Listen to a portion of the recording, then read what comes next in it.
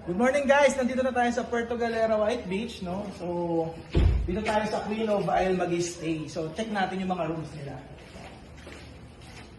Guys, napakamura dito, affordable talaga. So, kung magpupunta kayong Puerto Galera White Beach, dito ang recommend namin.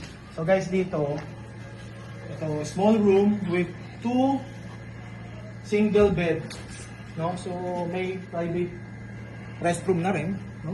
So, check pa natin yung iba. Dito naman guys, medyo malaki yung room na to. So, kasya dito at least 5 to 6 packs.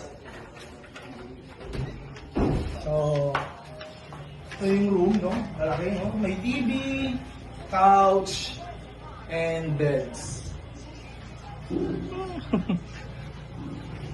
Then, dito naman yung kabila. Ito ay family room, guys.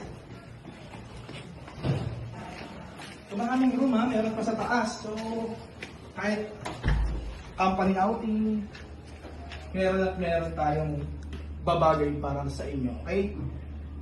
Thank you guys. Guys, in addition, sobrang lapit na sa beach.